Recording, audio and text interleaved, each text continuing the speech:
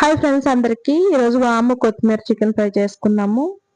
ముందుగా అయితే బాండీ పెట్టుకొని అందులో 4 టేబుల్ స్పూన్ ఆయిల్ అయితే పోసుకోవాలండి. ఆయిల్ హీట్ అయినాక ఇప్పుడు 1 టేబుల్ స్పూన్ వాము తీసుకొని వాము బాగా చేత్తో నలుపుకొని వాము కూడా వేసేసుకోవాలి. అది చిటపట్లాడిన తర్వాత చీలికల్లా కట్ చేసుకున్న ఉల్లిపాయలు పచ్చిమిరపకాయలని యాడ్ చేసుకోవాలి. అందులోనే ఒక 2 ఎండుమిరపకాయలని తుంచేసి వేసేసుకోవాలండి. ఇవి చిన్న చిన్న ముక్కలు ఏమి అవసరం లేదు. ఆనియన్స్ పచ్చిమిర్చి ఇలా ఉంటేనే బాగుంటది. ఇవి కొంచెం ఫ్రై అయిన తర్వాత ఒక రెబ్బ 2 రెబ్బలు కరివేపాకు వేసుకుంటే సరిపోతుందండి. ఈ ఫ్రై అయితే చాలా చాలా బాగుంటది. ఇది నా ఓన్ రెసిపీ.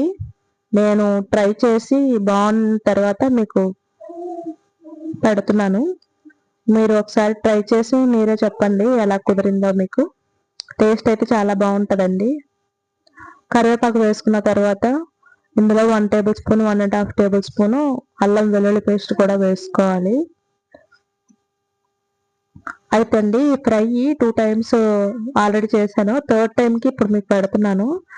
చాలా అంటే చాలా టేస్ట్ బాగా కుదురుతుంది. సింపుల్.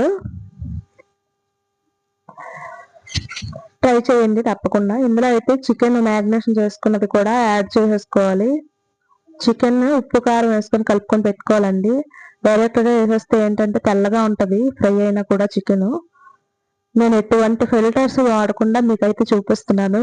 ఎగ్జాక్ట్లీ ఒరిజినల్ కలర్ అయితే మీకు చూపిస్తున్నానండి. కర్రీ చేసే విధానం మొత్తం చూడండి తప్పకుండా. మీకైతే బాగా నచ్చుతుంది. కలర్ అయితే ఫిల్టర్స్ అవి పెట్టకపోవడం వల్ల లుకింగ్ వైజ్ అయితే మీకు ఎలా అనిపిస్తుందో తెలియదు, కానీ టేస్ట్ అయితే మాత్రం చాలా అంటే చాలా టేస్టీగా ఉంటుంది. ఇలా ఫ్రై చేసుకొని రసం లేదా పప్పుచారు, సాంబారు ఇలాంటివి ఏం చేసుకున్నా సరే మంచి కాంబినేషన్ అనమాట. సండే టైంకి చికెన్ తెచ్చుకొని ఇలా ఫ్రై చేసుకొని రసం లేదా పప్పుచారు పెట్టుకుంటే చాలా అంటే చాలా బాగుంటుంది. దీంట్లోనే మనం పొడికారం అలాగే చికెన్ మసాలా, జీలకర్ర, ధనియాలు పౌడర్ని యాడ్ చేసేసుకోవాలి. చికెన్లో ఆల్రెడీ సాల్ట్ కారం యాడ్ చేసుకున్నాం కదండి. కూర కారం సాల్ట్ యాడ్ చేసి మ్యాగ్నేషన్ చేసుకున్నాను కాబట్టి చూసుకొని అన్ని యాడ్ చేసుకోండి. ఇదైతే కొంచెం వాటర్ బాగా వచ్చేంత వరకు కూడా మనం మూత పెట్టి ఉడికించుకోవాలండి. దాంట్లోంచి వచ్చిన వాటర్తోనే చికెన్ బాగా ఉడికిపోతుంది. ఈ వాటర్ మొత్తం ఎగపెట్టి అయిపోయేంత వరకు మళ్ళీ ఉడికించుకోవాలి. మూత పెట్టుకునే ముందైతే దీంట్లో కొత్తిమీర అయితే చక్కగా ఒక గుప్పెడు కొత్తిమీర తీసుకొని మంచిగా కడుక్కొని కట్ చేసుకొని వేసేసుకోవాలండి. కొత్తిమీర ఎక్కువ వేసుకోవడం వల్ల దీని ఫ్లేవర్ ఏమి కొత్తిమీర ఫ్లేవర్ అయిపోదు.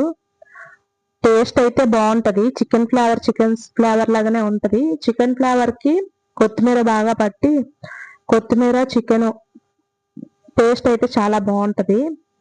ఉట్టి కొత్తిమీర ఫ్లేవర్ అయితే ఎక్కువ ఏం పట్టిదండి. దాన్ని మూత పెట్టుకొని ఉడికించుకోవాలి దగ్గరికి. ఈ విధంగా అవుతుంది ఫ్రై లాగా. దీన్ని మనకు కాలితే ఇంకా కొంచెం రోస్ట్ చేసుకోవచ్చు, లేదా జ్యూసీగా ఇలాగే చాలా బాగుంటది. ట్రై చేసి నాకు కామెంట్ చేయండి. బాయ్.